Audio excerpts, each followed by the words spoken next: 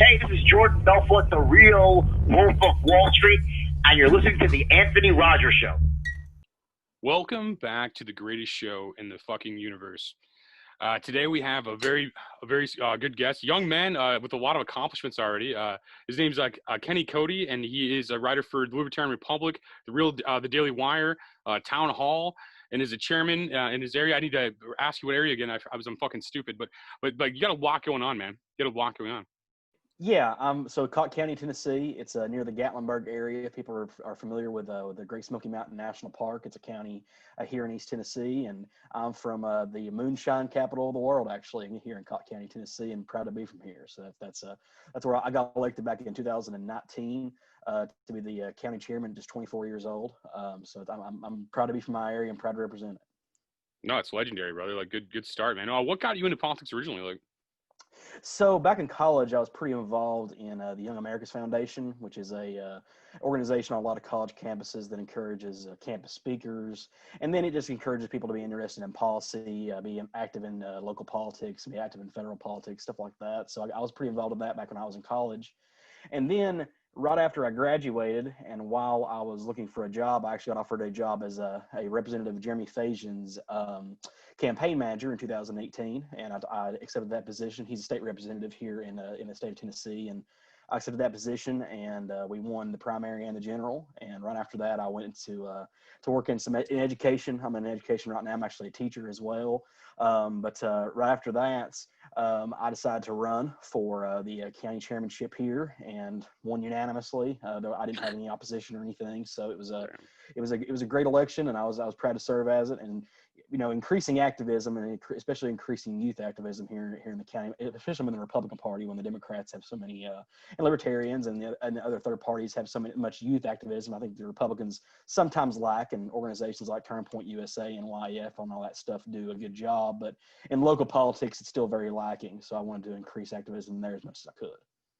No, it's awesome, and that's a good point. Yeah, I think a lot of the other parties have more youth involved. I think it's but I think as you get older, you become Republican typically. Like it's just one of those things. Like you start to have logic that young's pretty good. I think for yourself, man. I think it's like everybody almost starts off as like a default liberal. I think because they seem like the good guys.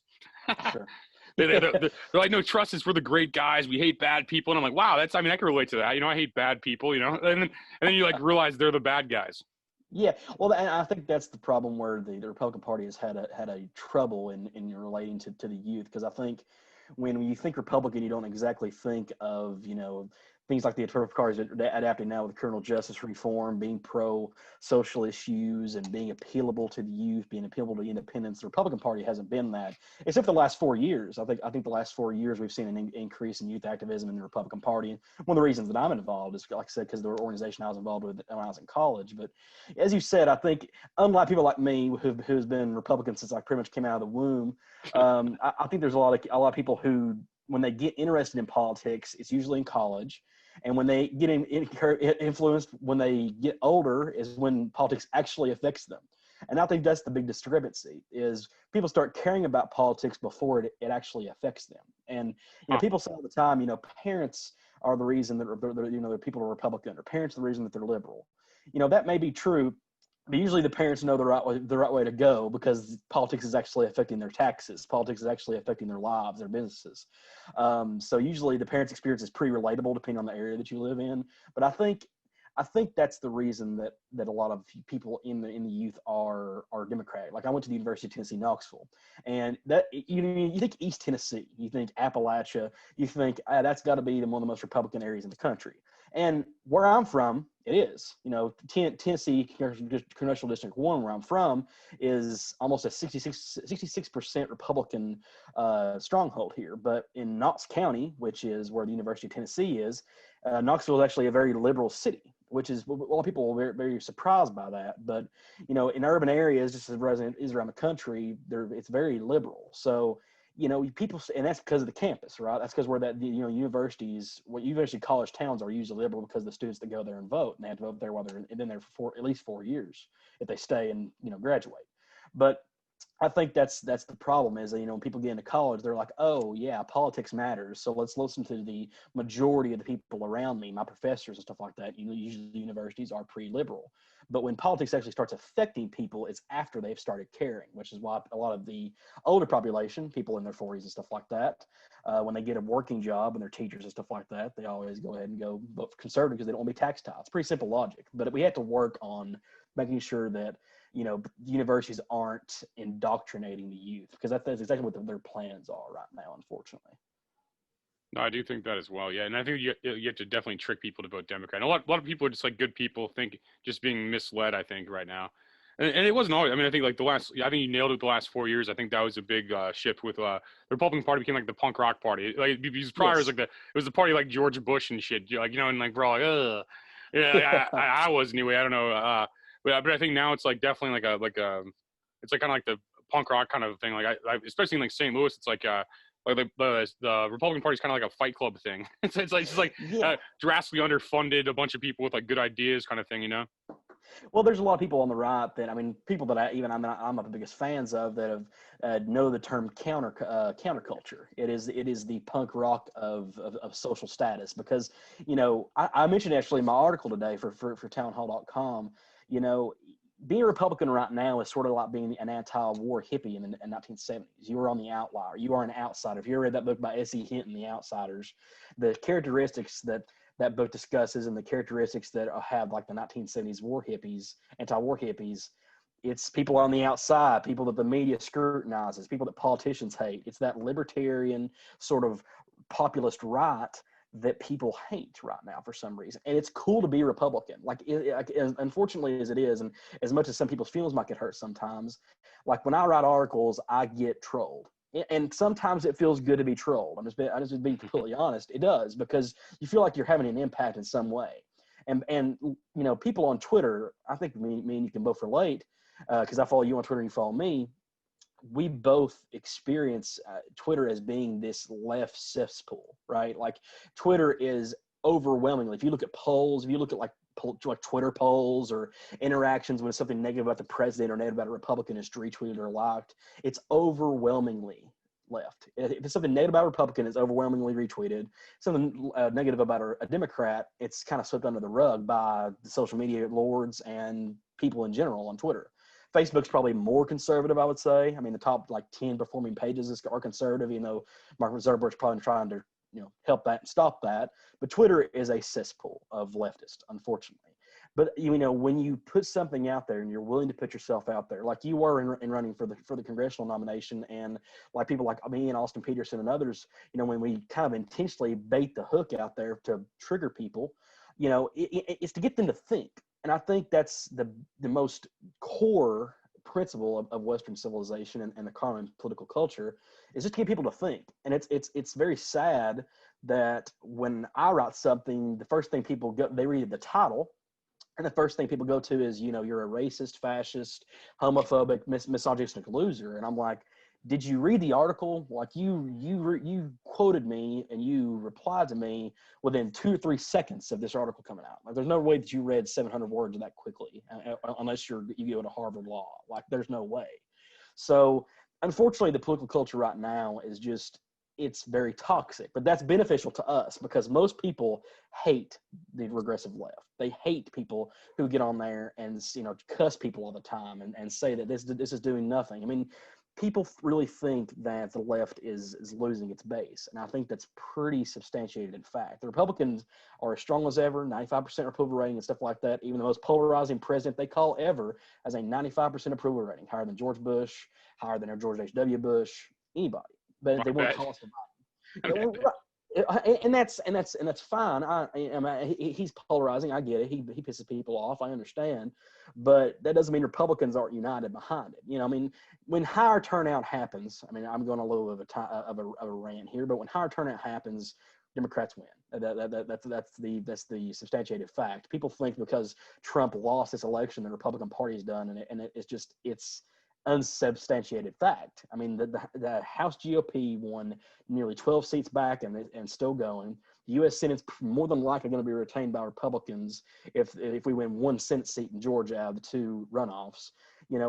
this idea that the Republicans have hurt themselves with Donald Trump is pretty asinine, in my opinion. Yeah, I understand that a lot of independents rejected Donald Trump in this election. Supposedly, we'll see how the lawsuits and stuff work out. But Republicans are being embraced abroad because people are so tired of this cancel culture. Your opinion doesn't matter, and we're going to chase you off our college campus mindset of the current regressive left. And that's what I hope to do is, make the Republican Party more appealable, make it cool, make it a counterculture. And I think, as you stated, with a punk rockish sort of sense, I think it's a good idea to take that attitude to appeal to independents and youth voters.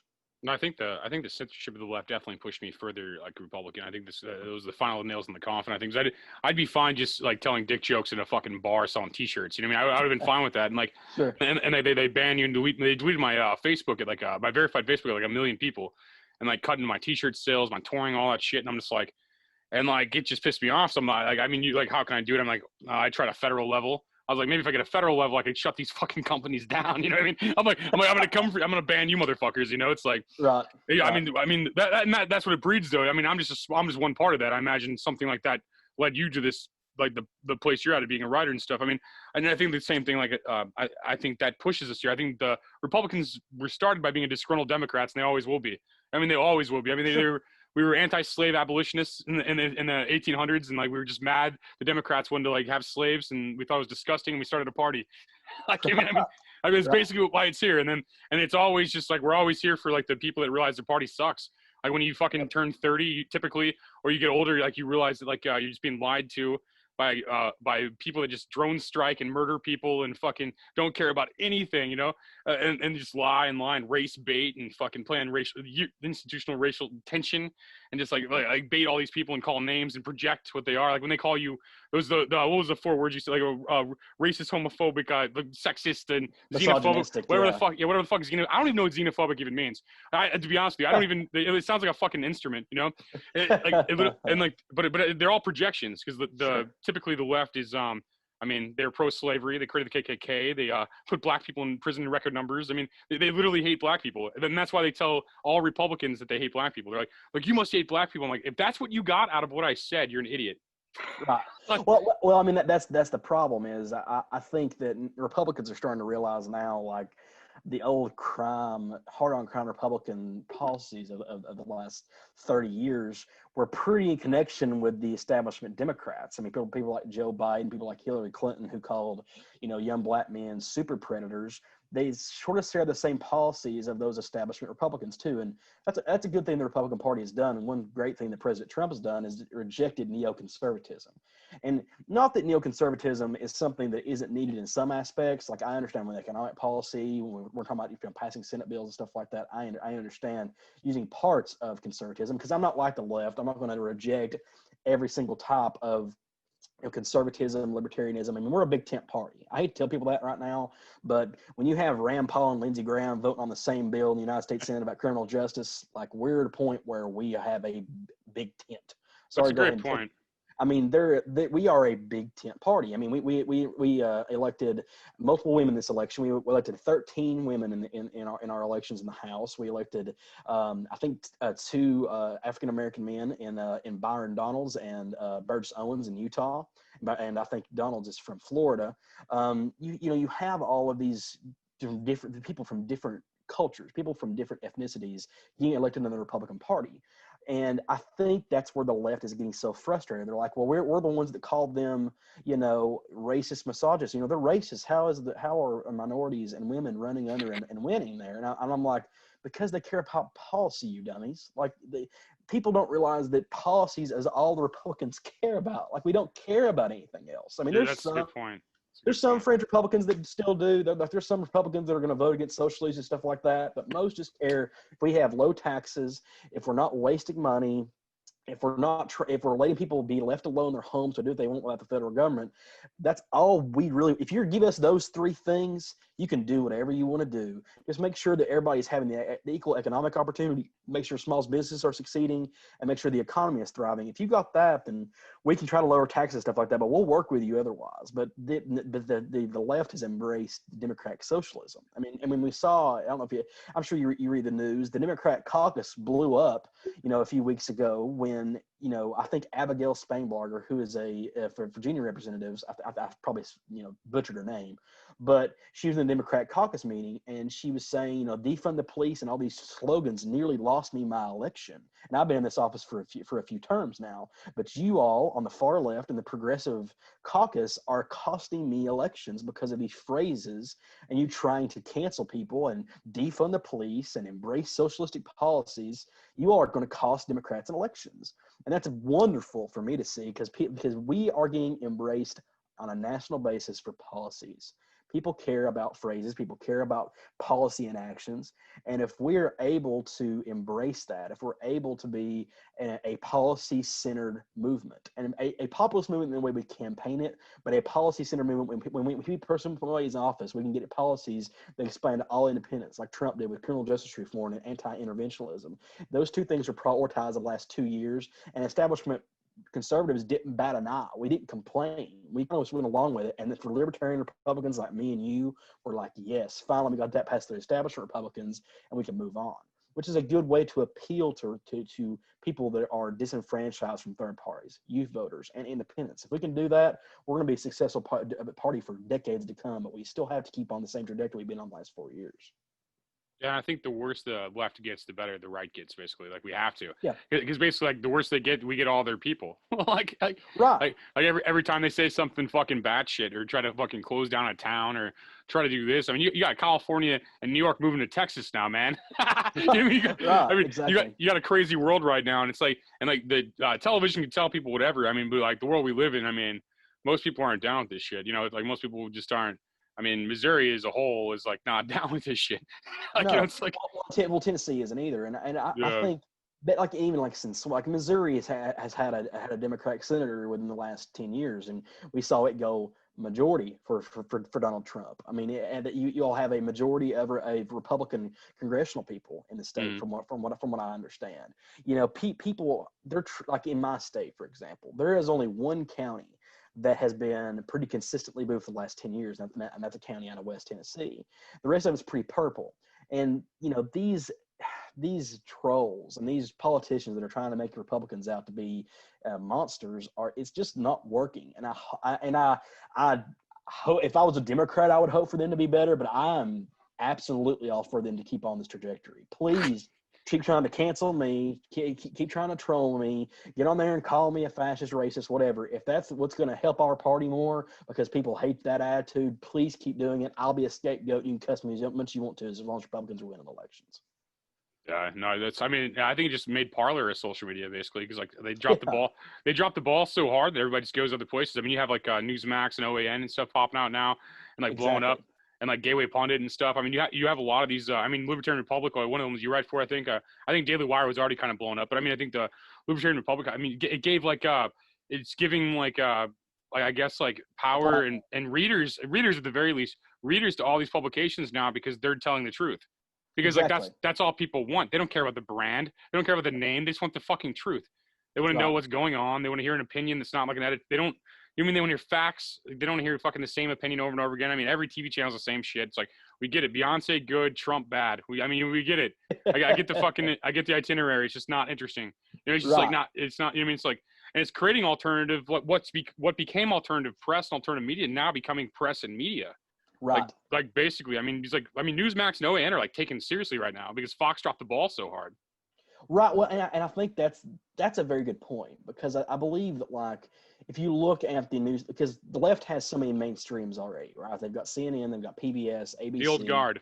Yeah, they've got all of those mainstream, but you barely have any alternative left television networks. But you have such a following on the right and the need to see, and I'm not going to say OAN and Newsmax are balanced. They absolutely aren't. They're very, very much pro-Republican, probably more, and they're now more pro-Republican than Fox News is. which is a good thing. We now Fox have News was two controlled alternatives. opposition to me. I feel like it was owned Yeah. by a leftist, and it was just Probably is. it was used to exist like to make Republicans look weak. Yeah. They're like, oh yeah, Fox News, haha. It'd be like a joke. But now I think Right. the alternative press is like showing what Republicans actually are, like informative, very intelligent, very driven, passionate people. I mean, and you have to be very secure to be a Republican publicly. Otherwise, I mean, people are going to attack you no matter what. Even if we were not in the entertainment sector, we'd still be attacked for being Republicans. You know Pretty what I mean? much. Yeah. Just for being Republican. Oh, absolutely. I mean, like I said, you can do something as much as tweet and you get canceled, right? I mean, like if you look at, there's one guy in the NFL. I don't know if you follow the NFL, but Nick, I forget his name. Oh man. Yes, Nick Bosa for the San Francisco 49ers, pretty much was trending on Twitter a couple of years ago, and it's still a running joke that he is a racist and trying to tackle certain players harder because of their ethnicity because he's a Trump supporter. He liked Trump's tweets on Twitter, has never tweeted the president, has never expressed support for the president, because of the people he follows and because of the tweets that he's liked, people assume him to be a Trump supporter, and they call him a racist because he supports the Republican incumbent. Like that right there, it blows my mind. And that attitude pisses so many people off because, okay, we're not going to say he's not even being like outly political, right? Like he's not getting out there and endorsing a political candidate at a rally. He's not getting out there and introducing the president in front of the 49ers fans or anything else like that. All he has to do is go, oh, I like that tweet. That's a good point, and star it or heart it, whatever you do on Twitter now, and he's demonized for it. Like that blows my mind. Like that absolutely blows my mind. I cannot believe that somebody can do as much as like a tweet or retweet something and be thrown to the wolves of cancel culture. Like that blows my mind. I can't fathom doing that to anyone. And there are singers, musicians, and even sports figures that I really enjoy. And like I'm a huge University of Tennessee football fan.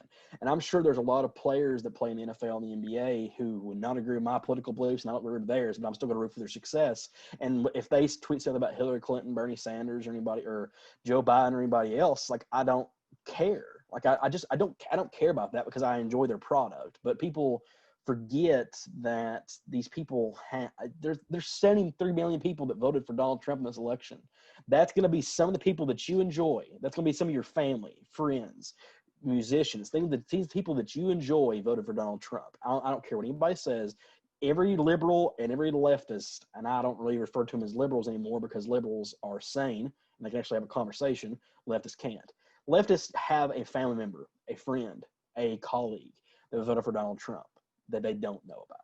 And when you espouse this hate and you espouse that the Republicans on the right are a bunch of misogynistic, like we said earlier, misogynistic, racist, whatever, you don't realize how many people are hiding their beliefs because of your attitude. Like people don't realize that their attitude they take towards politics makes people fearful, and it loses people elections because they closet vote. That's what happened in 2016 when Trump won. Well, nobody expected Trump to win because all the pollsters would call people's houses and scare them to death. And like, I'm not going to tell them I vote for Donald Trump. I'll either tell them I'm not voting, period, or I'm going to tell them I voted for Hillary Clinton. Like, that's exactly what happened in 2016. That's where the polling data was so wrong. It was because the left is now canceled people who are Republican. If you were a Republican, you want poor people to die. You want grandma to die by not wearing a mask. You want a virus to spread and kill the entire country, and you want business to stay open, and you're a fascist. Like, that's the attitude of a lot of leftists. And I think that described the left very well. Yeah, isn't that insane? Like I just said, like three abhorrently outrageous statements, and you're like, that perfectly describes what the left is right now. Like that's actual phrases that people have heard to describe Republicans. Yeah. And dude, I work in a school. Like I wear a mask when I'm around kids. Like it's a county policy. I'm not going to bring a policy, and if people feel comfortable with it, then that's okay. But I'm against a government mandate. Oh wow, I'm against the federal government telling me what I can and cannot do and the choices that I need to make and going out for my health out in the world, and the same for people around me. Like that shouldn't be, like Thomas Massey said today, like I am for people that want to take a vaccine, and I'm also for people that don't want to take a vaccine, and that should be a controversial topic. Freedom of expression and freedom of personal decisions and individual responsibility shouldn't be controversial. And for some reason, the rejection of government as our God has kind of been demonized for some reason. But because I don't want the government to tell me what to do, like, what isn't that what fascism means? Like an autocratic government, like being all controlling and wanting the government to tell you what to do and how to live your life. Like, isn't that the opposite of what conservatism and libertarianism is? And it's more like what socialism is. Like, one empowers government to have control in our lives, and one doesn't. Who's the fascist here? I don't believe it's me or you. Right. No, it's completely insane. I like, if you asked me like 4 or 5 years ago if I'd be Republican, I never would have said yes. Like, even if you asked me that a while ago, I'd be like, no, dude. Like, George W. Bush was a fucking joke. You know what I mean? I'm like, no. You know what I mean? I was just like, no. He put a bad name on it, and it was a bad run in my generation. I like Nixon. I like some older guys. I like fucking Reagan. I like some older guys. But I mean, I'm just saying, like my generation is a bad run of Republicans, so it just looked bad. And Obama was a good talker, so I fell for it. And then I looked at what he did, and I'm just like, holy shit. You know what I mean? Well, I mean, he it's that meme that goes around of him like being a great guy, and then he does, bombed hospitals over in the Middle East. Like, right? Yeah, record drone strikes, record murders. I mean, kills more people than I kill on Fortnite. It's like fucking insane. It's like fucking. And dude, before we talk for like nine more hours, throw out some links and stuff for people. I mean, you write for, so if you want to look up the Libertarian Republic, he's right on there. Daily Wire. Also, he has a new town hall article up today. If you'd like to give out your social media where people could follow you and stuff, we could do that. Yeah. So my social media handle is at KD. Let me look at it. I think it's at KDC Ody. So K, capital KDC, and then ODY, and then capital TNN for the abbreviation for my great state of Tennessee. So at KDCODYTN. That's my Twitter handle, and that's mostly where I express my articles and advertise myself on social media. That's mostly where I go. I'm a Facebook guy too, but that's more for family friendly stuff than it is for politics.